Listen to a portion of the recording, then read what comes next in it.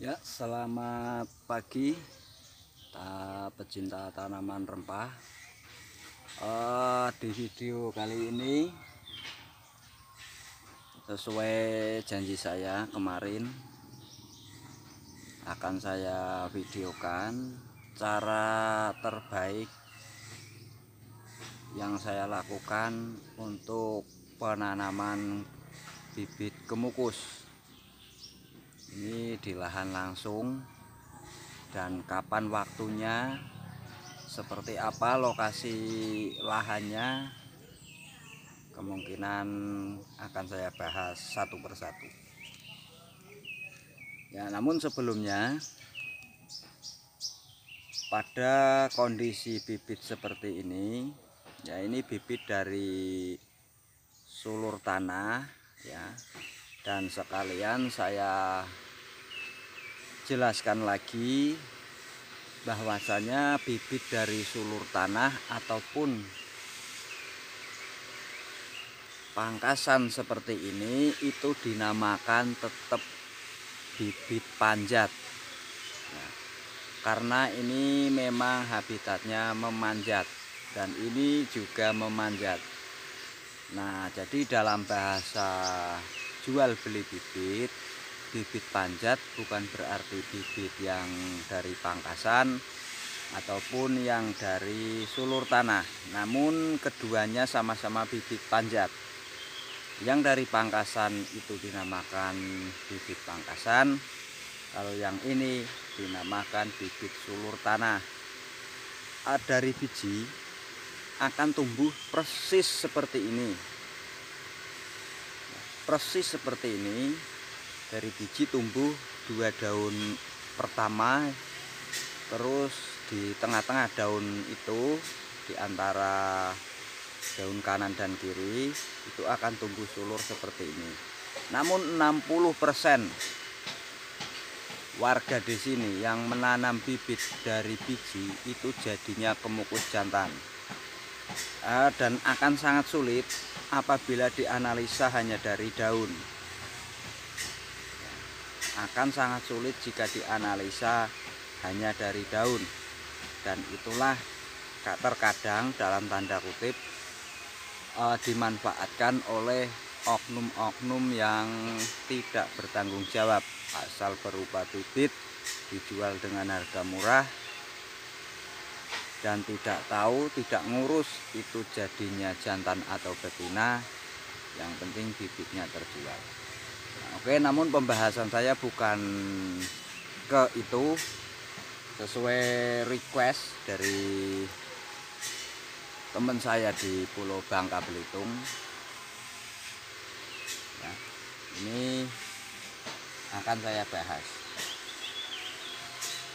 mengenai bibit yang harus ditanam ya, untuk dari sulur ataupun dari pangkasan. Ketika ditanam, akarnya sudah tumbuh dan kalau bisa sudah tembus. Patokan daripada sulur ketika sudah ada 3 daun yang tua. 3 daun yang tua itu sudah bisa ditanam. Namun kalau dari sulur pada umumnya itu lebih dari 7 daun yang tua, itu tandanya sudah adaptasi. Beda lagi dari bibit pangkasan ya. Bibit pangkasan ini sebenarnya bagi Anda yang tahu lada, karakter daripada kemukus atau masa produksi dan pertumbuhannya tidak jauh dari lada. Namun dalam penyemaian atau pembibitan itu 3 kali lebih sulit ketimbang lada. Nah, karakter yang berbeda berbalikan dengan lada, walaupun ini satu jenis pepper, yaitu pada penyemaian. Pada penyemaian, apabila lada masih runcing, tunas barunya runcing, saat disemai itu dikeluarkan dari sungkup sudah 70%, 60%, 70% hidup. Tapi kalau kemukus belum. Justru disitulah tantangannya. Makanya kemukus seringkali disebut 3 kali lebih susah saat tahun-tahun pertama. Nah, nanti kita jelaskan kalau sudah setahun ke atas. Nah, patokan daripada penanaman kemukus, khususnya yang dari pangkasan, itu ketika sudah tunas 2 kali. Tunas pertama itu nih. Nah, ini awal steknya. Ini 2 ruas, yang satu dikubur. Ini tunas. Nah, di sini penentunya. Saat tunas pertama, akar di dalam itu belum ada. Saya sudah sering kali nyabut. Dia baru menuju ke proses pembentukan akar. Nah, tunasnya ini karena saking mandirinya jenis pepper ini akan patah. Ya, dia patah untuk bertahan hidup, mirip vaneli. Nah, apabila akar di dalam ini mampu beradaptasi, dan ketika sudah beradaptasi, maka dia akan tunas lagi, tunas yang kedua seperti ini. Ini yang dinamakan 100% hidup di persemaian. Nah, waktu tanamnya itu setelah tunas kedua, dan di tunas kedua ada daun yang mulai tua seperti ini.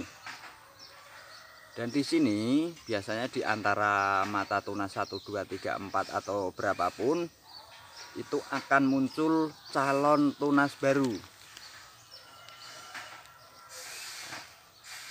Seperti ini.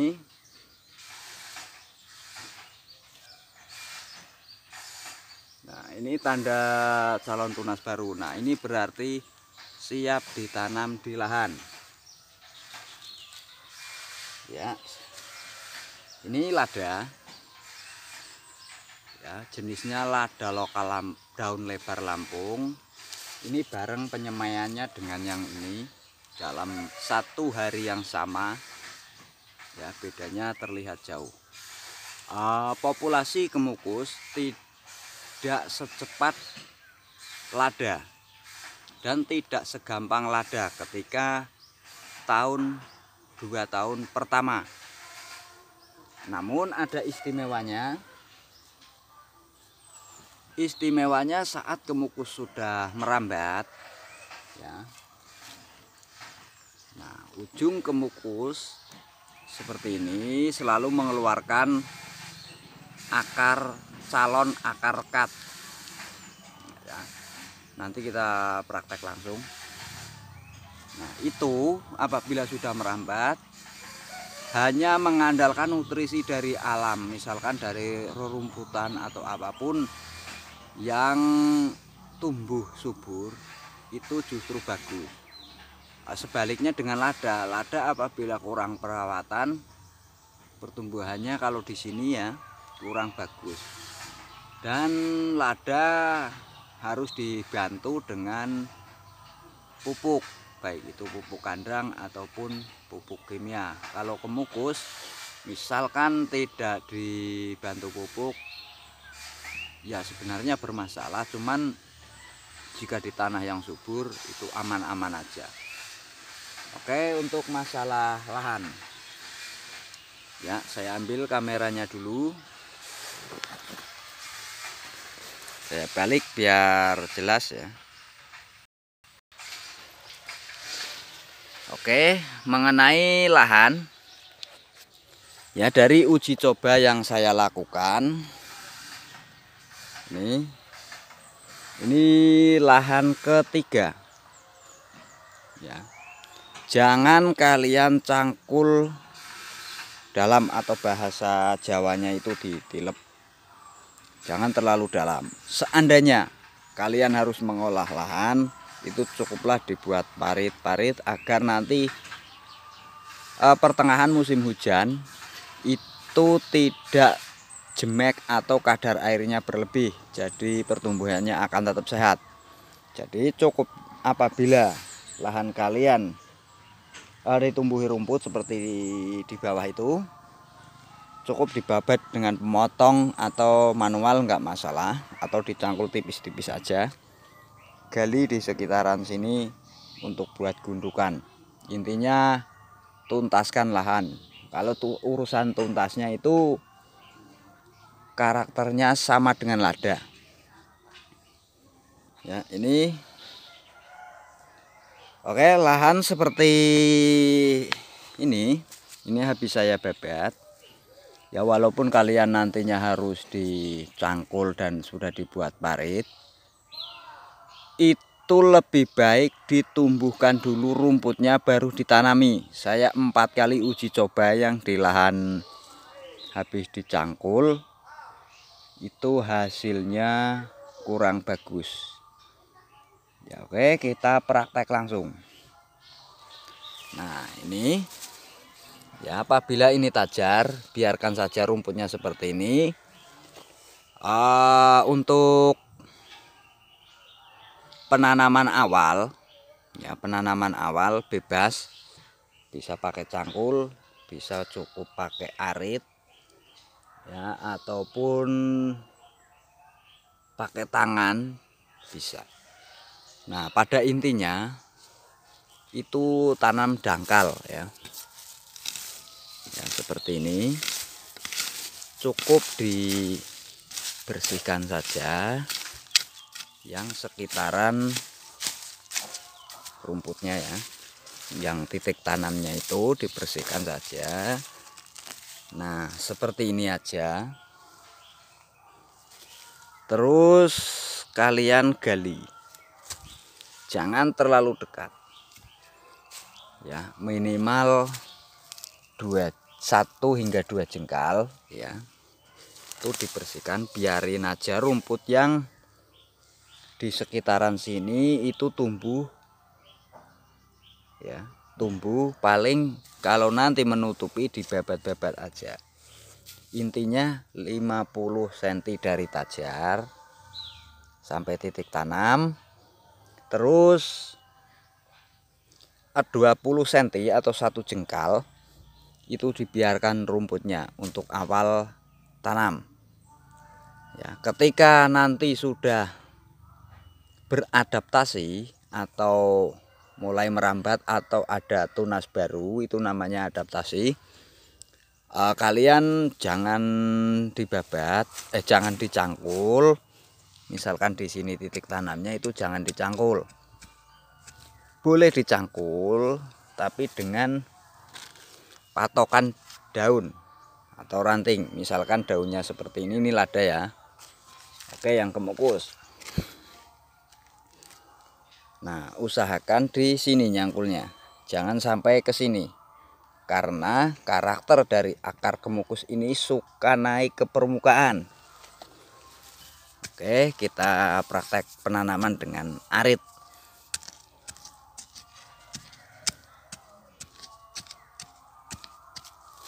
Nah, ini tanahnya ada tanah lapisan atas ya, yang disebut tanah lapisan atas.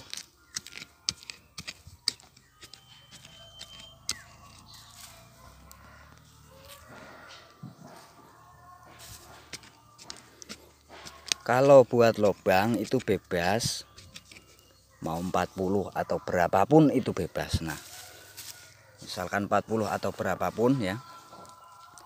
Terus hal kedua setelah pembuatan lubang, itu pada lubang dasar seperti ini ya, lubang dasar, tanah kerikan teratas atau tanah lapisan atas, yang lapisan paling atas intinya masukkan ya, atau pupuk kandang yang sudah lama juga nggak masalah. Nah, seperti itu. Terus diisi tanah galian tadi, sedikit dipadatkan. Nah, kemudian ini dibuka, posisinya seperti penanaman lada. Namun perhatikan ya. Perhatikan keluarnya akar rekat. Nah, ini di sini ini berarti miringnya harus persisi dengan tajar. Nah, ini miring. Pada nantinya ini begini tajarnya ya. Ini jangan langsung ke sini kan. Seandainya ya mau memperkuat akar, ini bisa dilarikan ke sini dulu. Ya, sampai sini baru dikasih tiang macam ini. Jadi intinya saat tajar ini goyang kena angin, ini tidak mudah rusak. Terus yang kedua, saat tumbuhnya tajar ini membesar dengan seiring berjalannya waktu, maka ini tidak mudah putus atau akar di sini ada kesempatan untuk melindungi diri menjauh dari jepitan akar ataupun pohon dari tajar ini. Ya. Ini cuma sebagai contoh. Nah, namun bagaimana dengan pengurukannya? Oke. Cari lagi tanah yang atas seperti ini. Ini hanya contoh ya. Nanti pada saat penanaman ya tetap dibuka. Nah, pada lapisan tanah di polybag pertama, untuk memudahkan akar dan menyuplai nutrisi agar cepat beradaptasi, bungkus dengan lapisan tanah teratas yang seperti ini ya. Kemudian galian yang tadi masukkan, nggak usah dipadatkan, apabila di tempat kalian itu panas, maka perhatikan arah matahari. Apabila matahari dari sana ke sini pagi, kalau sore dari arah sana ke sini sore, maka dikasih naungan pelepah kelapa atau ilalang atau apapun yang tidak mudah kering. Nah, hal selanjutnya yang harus diperhatikan, karena mengingat ini penanamannya di awal musim hujan ya, 2 hari menjelang mohon maaf 2 hari setelah penanaman itu diperhatikan tetesan air. Seringkali tetesan air merusak polybag dan menyebabkan ini tergerus. Ya, itu kalau bisa ditutup pakai dedaunan atau pakai plastik polybagnya juga enggak masalah. Ya, intinya ini harus ditutup dan terlindungi lah, intinya begitu.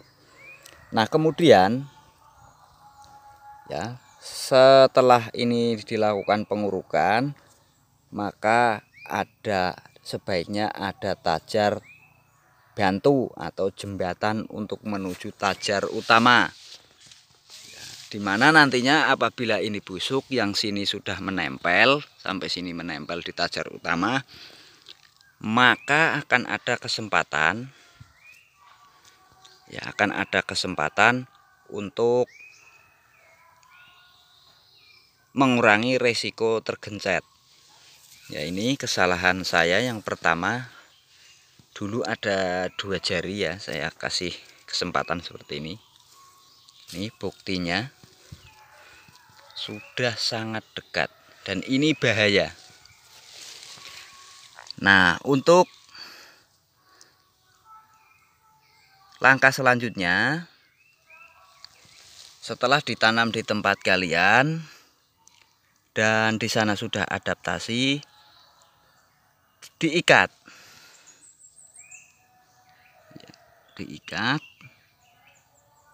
di calon mata tuna seperti ini ya. Ini yang putih calon mata akar, maaf. Dan di ruas bawahnya biasanya ada 2 ruas yang mengeluarkan rekat. Nah, kalau seperti ini pengikatannya di sini Ya, di sini ini usahakan mengikatnya dengan pelepah kelapa yang mengering, karena itu akan merangsang perekatan akar yang sempurna. Nah, apabila sudah merambat, maka dengan sendirinya dia akan beradaptasi. Langkah selanjutnya, ya, mengingat waktu idealnya adalah awal musim hujan, jangan sampai ada air menggenang di saat hujan di sekitar perakaran. Ya, usahakan seperti ini.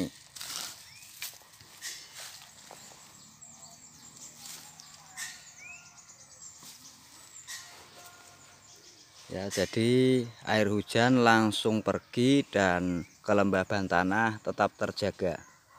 Tidak ada kadar air berlebih. Apabila dites, ya, dites di sini ada pH yang turun, segera tabur dolomit.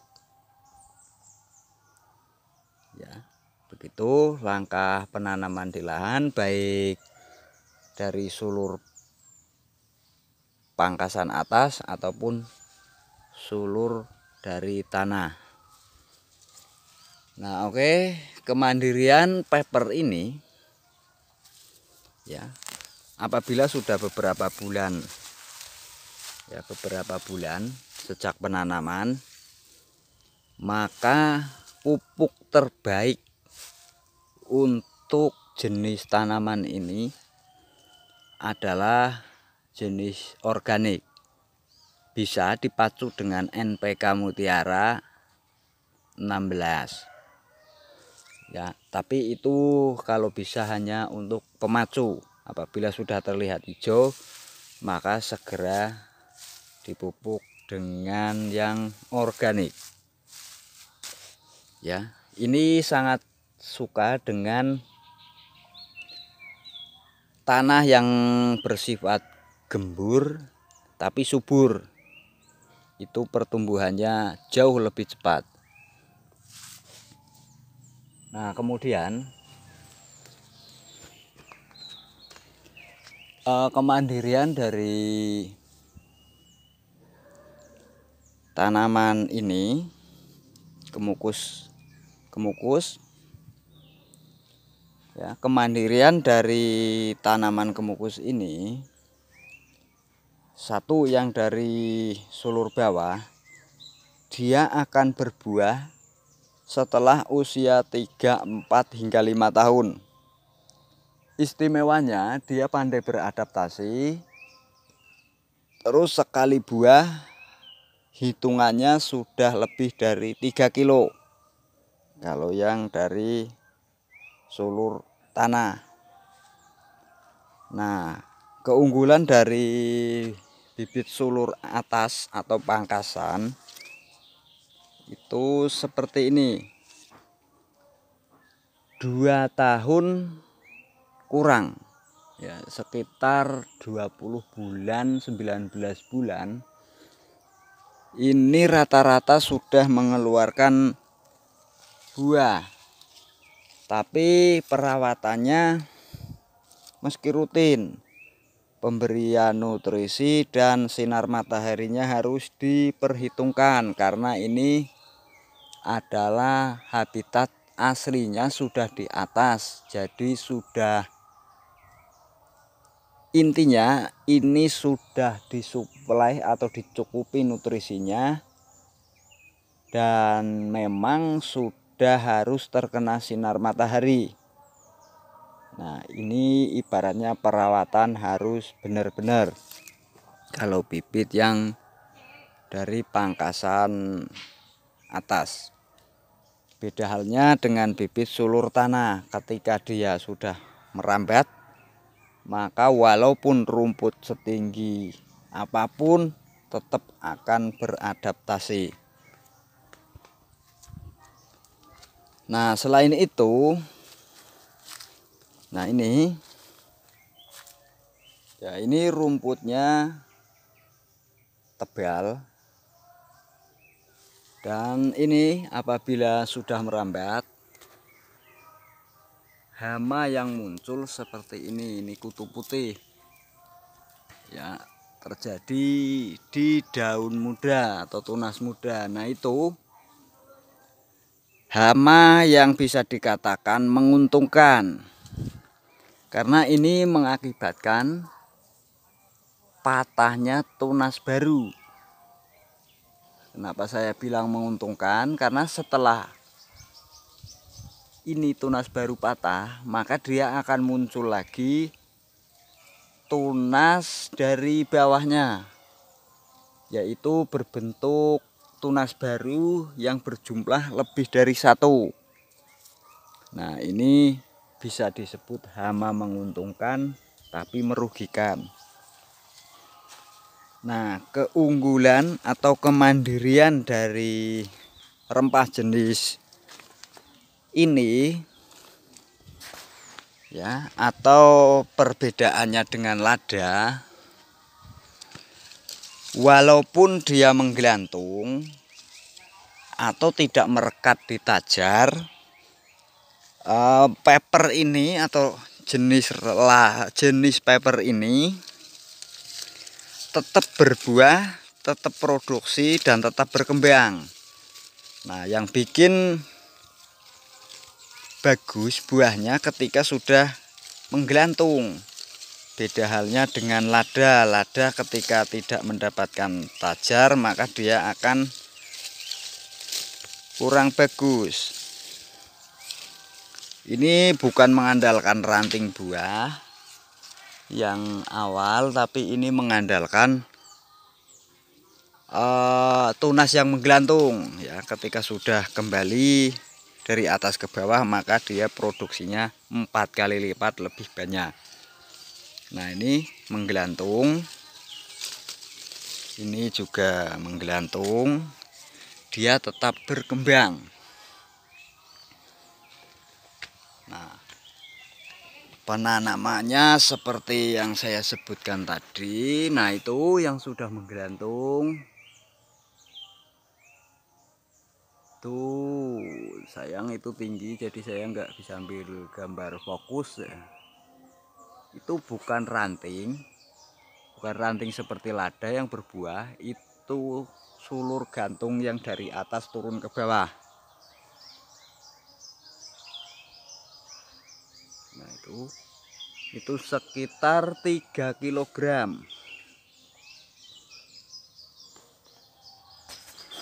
Ya, di sini tempat saya. Nah, ini bibitan pangkasan atas. Yang seperti ini, dia suka yang alami-alami, pertumbuhannya bagus. Nah, ini belum mengeluarkan cabang buahnya, karena ini memang saya biarkan. Nah, ini bisa saja dikeluarkan cabang buahnya dengan cara memotong di sini. Ya, nantinya akan keluar dari sini. Karakter lahan yang pas untuk awal tanam membutuhkan sinar antara 30 dan 40% saja. Ketika dia sudah mulai mengeluarkan ranting buah, maka bisa ditambahi 5% hingga 10%. Nah, ini contoh yang sudah saya pangkas. Ya, contoh yang sudah saya pangkas. Pangkasannya di sini. Ini bisa dilihat ya. Nah, dia langsung tumbuh 2 tunas. Ini calon ranting buah. Ya, silakan diperhatikan sinar mataharinya. Ini jam 10.32 ya. Sinar mataharinya seperti ini, dan itu ada naungan kopi. Saya tebang, mau saya ganti sambung. Nah, ini saya telat pengikatan. Ini bibit dari sulur tanah. Ya, saat pengikatan akar yang seperti ini dan putih paling atas seperti ini harus ditempelkan.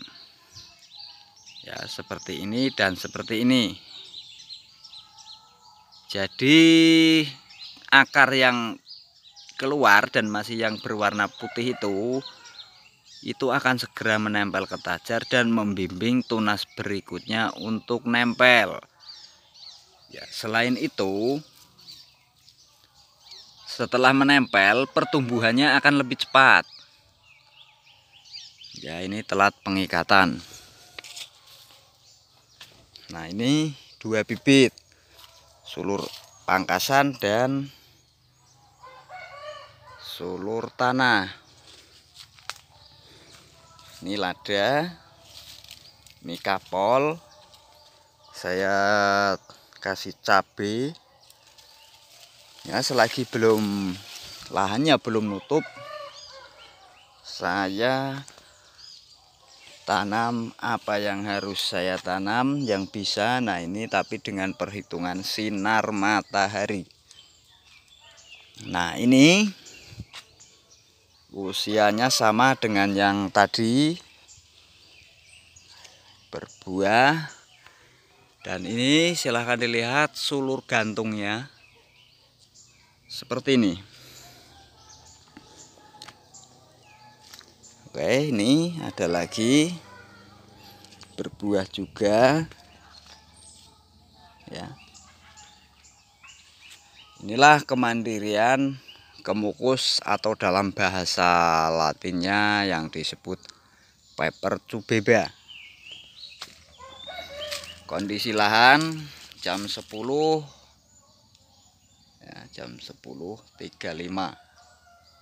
seperti ini. Karena ini kemarau, jadi naungan saya biarkan untuk peneduh ya, karena ini belum ada pohon yang tinggi.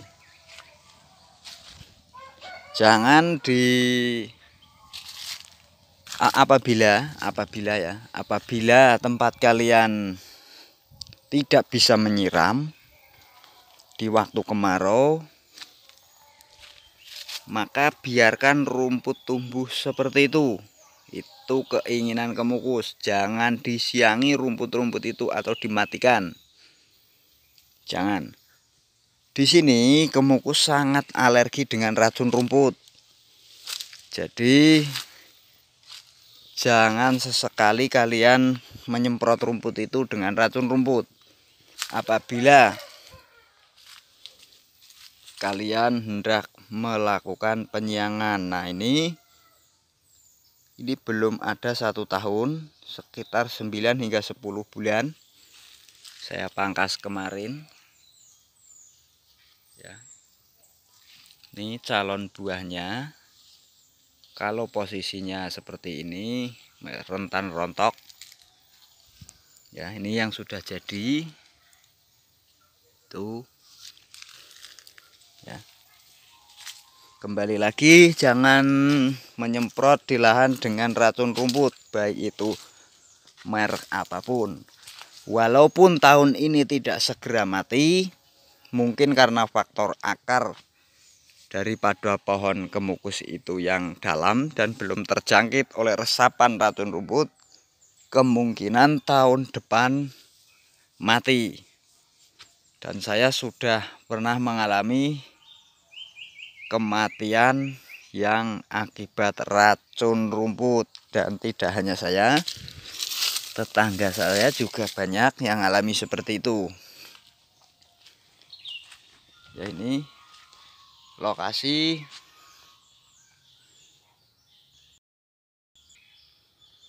ya, lokasinya di belakang rumah ya.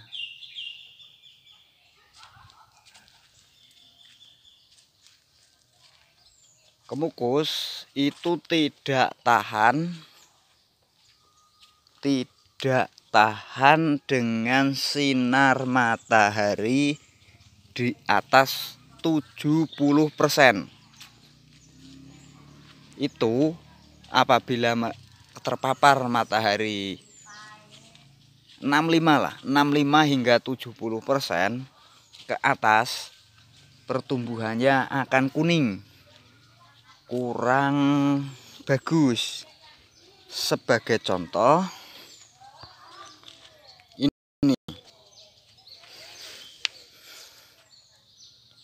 ini yang tidak terlindungi oleh naungan, pertumbuhannya kuning. Nah, ini harus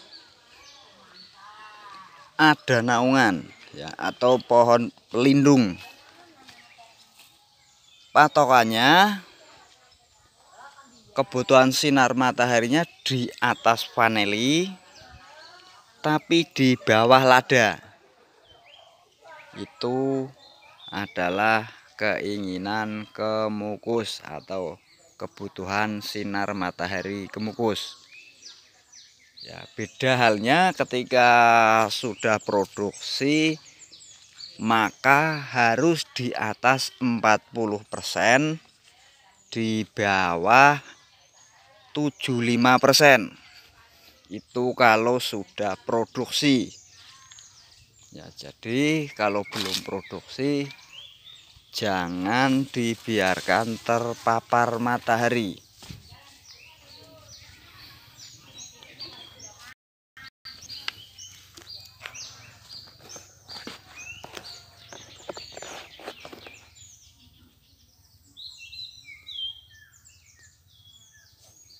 Ya, oke. Demikian penjelasan dari saya